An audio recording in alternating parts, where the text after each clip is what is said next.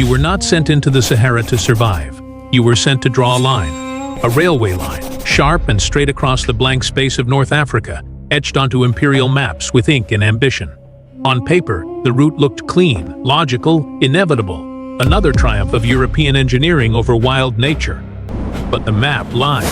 It erased the wells, the tribal boundaries, the silent wind paths, and the unspoken rules that had governed the Sahara for centuries. That neat railway line did not just cross sand dunes.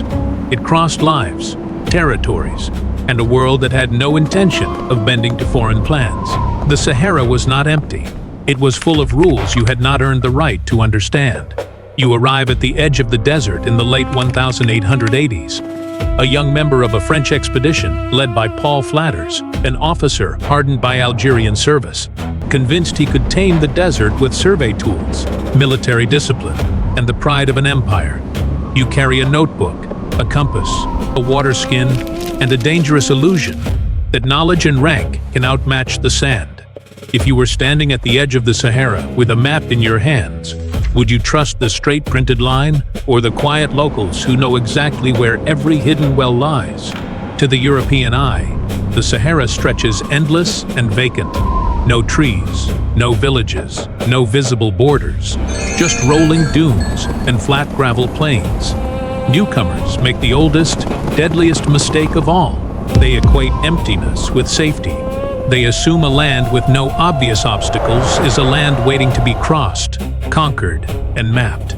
The Sahara is not empty. It is hostile by design. Every horizon tricks the eye, stretching distances farther than the mind estimates. Wind reshapes dunes overnight, erasing footprints, covering trail markers, turning familiar paths into unrecognizable wasteland. There are no fixed signposts here, no shaded rest stops, no mercy for those who rely only on human logic. It is a landscape that does not forgive beginner arrogance.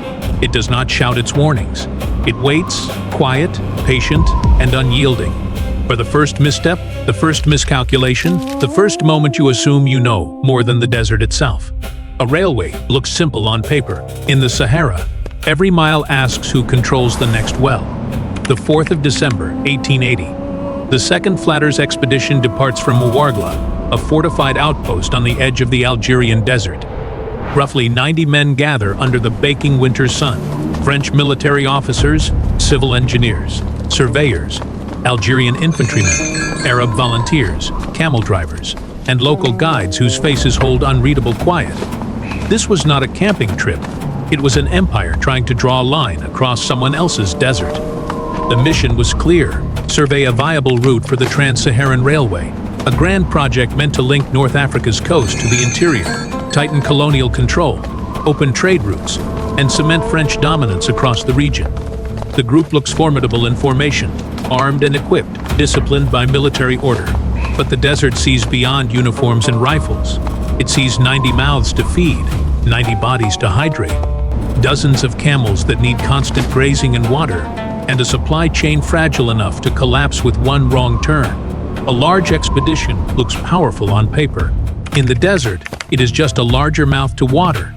You carry the best tools 19th century engineering can offer: brass surveying instruments, precision maps, chronometers, military-grade water canteens, and locked crates of preserved rations. Uniforms, weapons, and scientific gear create a dangerous illusion that humanity can control the wild through technology and preparation. It is the second great beginner mistake: believing equipment equals control. Metal instruments grow scalding hot under the midday sun, too hot to hold for long. Maps cannot predict sudden sandstorms. Rifles cannot quench thirst. Compasses cannot locate a buried well. All the man-made tools in the world cannot lower the sun, calm the wind, or force a camel to walk when it is exhausted. Day by day, the canteens grow lighter. Sand seeps into boot seams, grinding at raw heels. The pace of the expedition is not set by officers or engineers. It is set by the slowest camel, the weakest foot soldier, the fading strength of men unused to desert endurance. The first trip did not prove the desert was safe. It only proved the desert had not chosen you yet. If your equipment is perfect, but your water calculation is wrong, are you truly prepared? or just neatly decorated for disaster. The expedition relies entirely on local guides, yet most of the French officers treat them as mere tools, hired labor to point the way, silent servants to follow orders. This is the third catastrophic beginner error, reducing guides to simple pathfinders, ignoring their real power over survival. On paper, Flatters leads the expedition. In the sand, the guides control the next hour. They know the hidden valleys where shade lingers, the wind patterns that signal incoming storms, the tribal territories to avoid, and the exact location of every well that does not appear on colonial maps. They carry not just knowledge of terrain, but knowledge of people, alliances, rivalries, unwritten truces that keep travelers alive. To dismiss their judgment is to walk blind into a world you cannot understand. In the Sahara, distance is not measured in miles. It is measured in water. Every well is more than a pool of drinking water. It is a political node, a territorial marker, a checkpoint for tribal power. Whoever controls the well controls the flow of travelers, the pace of desert travel, and the fate of any expedition that passes through. A missed well, a delayed well, a well guarded by hostile clans. Any single miscalculation ripples into dehydration, fatigue, and panic. The newcomers see only water. The desert sees a chess piece, moved by those who understand the rules.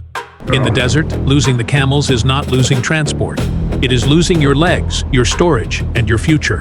As the expedition pushes deeper into the desert, a quiet tension settles over the group. Routes do not align with the printed maps. Water stops lie farther than promised. Guides grow quiet, avoiding direct answers when officers ask about the path ahead. No one speaks the unspoken thought aloud, but every man feels it. What if the map is not wrong?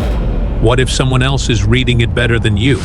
What if the route you follow is not the shortest path to the railway survey, but a path led straight into a trap written in sand? In the desert, betrayal does not need to happen in the dark. It can happen on the map. If the only person who knows the location of the next well starts avoiding your questions, do you keep walking blindly forward, or stop to rethink every choice you have made? The 16th of February, 1881. The expedition nears the remote desert region of el-Garama, a desolate stretch where dunes merge with rocky plateaus. Far from any colonial outpost, historical accounts suggest this is where the fragile order of the Flatters expedition finally unravels. No official record captures every detail, but the pattern of collapse is undeniable. The calm of the desert shatters in an instant. Sand swirls upward, camels rear and bolt in panic. Shouts cut through the quiet haze. Command lines fray instantly. Officers cannot rally disorganized men. Survey instruments are abandoned in the sand. Supply crates are scattered and lost. No graphic brutality unfolds here. Chaos is enough. The ambush does not just kill men, it kills the plan. The Grand Railway Survey, the imperial ambition, the illusion of engineering control, all crumble into dust in a single moment of desert chaos. Paul Flatters and core members of the expedition fall in the chaos. The leadership vanishes, leaving the remaining men adrift, without commanders, without full supplies, without trusted guides, without a clear path back to safety. It is the fourth devastating beginner mistake, assuming the tribal ambush is the worst the desert can offer. The ambush is only the breaking point. The moment the plan shatters, the defenses fall apart, and the illusion of safety dies. The real nightmare begins afterward, the desperate retreat into the heart of the Sahara. Many camels are lost, either killed in the chaos or fled into the dunes. Water stores are depleted, rations are sparse, direction is gone. The survivors are no longer an organized expedition. They are a scattered group of exhausted men, at the mercy of the sand and the sun. The ambush breaks the expedition. The retreat breaks the people. When the original mission is dead, the commanders are gone, and the map is useless. Do you still cling to the old route, or follow the strongest survivor into the unknown? The retreat drags on under unforgiving daylight and freezing desert nights. By day, the sun blazes overhead, draining sweat and sanity, turning every step into a burning trial. By night, temperatures plummet, shaking exhausted men into restless, feverish sleep, robbing them of the rest they desperately need. Supplies shrink by the hour. Water skins fold inward, thin and fragile. The group slows, not because the strong cannot walk faster, but because the weak can barely walk at all. The desert does not defeat the strongest man first. It finds the weakest link, then makes everyone else pay for it. The pace of the entire group is set by the man who can barely stand, the soldier fading from thirst, the camel too weak to carry its load. The desert does not care what you know. It only tests what keeps you alive. This is the fifth and most human beginner mistake, believing morality and unity hold firm when hardship is only theoretical. When water is abundant and rations are full, it is easy to speak of fairness, loyalty, and shared survival. But in the dying heat of the Sahara, unspoken tensions rise. Men fall silent, avoiding each other's eyes. Conversations fade, replaced by quiet calculation. Who needs more water? Who cannot keep pace? Who will slow the group to ruin? No cruel words are spoken, no violent clashes erupt, but the bond of comradeship frays from within. The desert does not ask what kind of person you were in the city. It asks what you will become when the last water skin is passed around. When every drop means life or death, you stand with the remaining survivors, trapped deep in the Sahara, low on water, short on food, without guides or maps to guide your way. Two desperate paths lie before you, and there is no perfect answer. Option 1. Stay united with the entire group. Maintain equal water rations, match your pace to the weakest members, hold fast to humanity and collective survival. The cost is slow progress, dwindling supplies, and the risk that the entire party will perish together in the sand. Option 2. Split off a small group of the fittest men, take a limited share of the remaining water, and race ahead to search for a distant, unmarked well. If you succeed, you can bring water back to save the rest. If you fail, you waste precious water, leave the weak behind to fade alone, and condemn them to a quiet death in the desert. This is your final choice. What do you do?